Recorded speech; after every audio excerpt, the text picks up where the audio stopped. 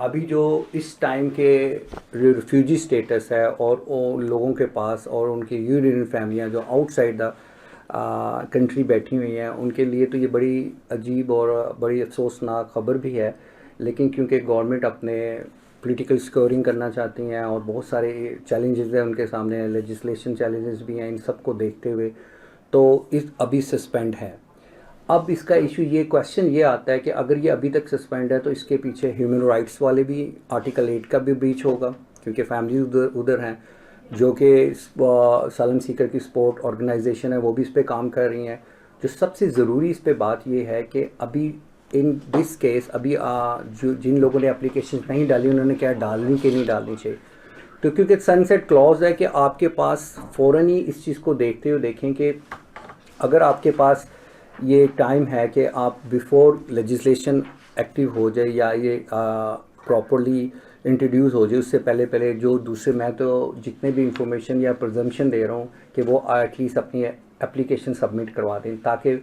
Before the date of legislation at least उनकी application अंदर हो। लेकिन हुज नोज़ उस टाइम लेजिस्लेशन क्या बनती है और इसको कैसे वो टैकल करते हैं। और माइट भी पॉसिबल है कि वो लॉ ऐसा कर दें कि वो जिस तरह दूसरी कुछ कंट्रीज़ में है जहाँ पे अपने डिपेंडेंट्स को रीयूनियन करने से पहले आपको 2 साल का पीरियड यहाँ पे काम करना होगा, उसके बाद आप आफ्टर 2 ईयर आप लोगों को यहाँ पे अपनी फैमिलीज़ को बुला सकते हैं। उसके पीछे सिर्फ एक ही उनका है कि ये जो ओवरसीज से जो लोग या फैमिली उनको यूनियन कर रही हैं, एटलीस्ट उनके पास एक इंग्लिश स्पीकिंग पावर हो और उनको एटलीस्ट लैंग्वेज थ्रेशोल्ड को और फाइनेंशियल थ्रेशोल्ड को मीट करें। कहीं ना कहीं ये ब्रीच ऑफ बहुत सारे आर्टिकल्स हैं, लेकिन अब देखते हैं कि लेजिस्लेशन किस तरफ जाती है। तो हम ये कह सकते हैं कि कहीं ये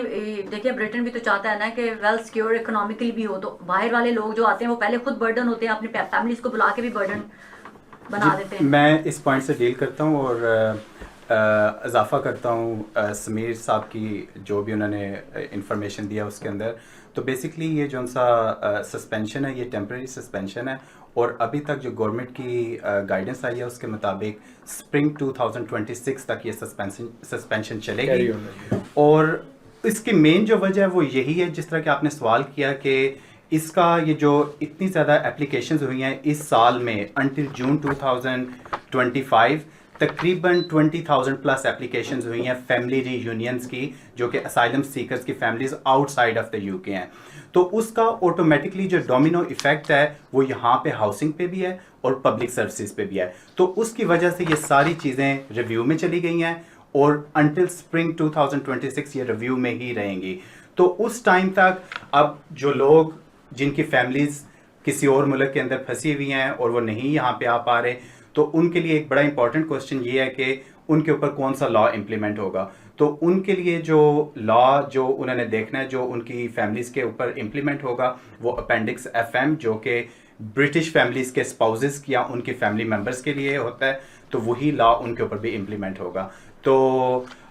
इम्पॉर्टेंट है कि लोग देखें जी, चीज़ें जो सी हैं वो सख्त से सख्त होती जा रही हैं और हुकूमतें जो यहाँ पे हैं उनके ऊपर बहुत ज़्यादा पॉलिटिकल प्रेशर है इसी वजह से कि माइग्रेंट्स जो हैं वो बढ़ते जा रहे हैं। तो इसलिए अनटिल इवन दो कि हुकूमत ने अभी कहा है कि स्प्रिंग 2026 तक हम इसको कंक्लूड करेंगे कि क्या हमने करना है, लेकिन कोई गारंटी नहीं है कि ये पॉलिसी इन प्लेस रहेगी या ख़त्म हो जाएगी। तो इसलिए हम तो हमेशा एडवाइस इसी तरह करेंगे कि अगर आपके फैमिली सर्कमस्टांसेस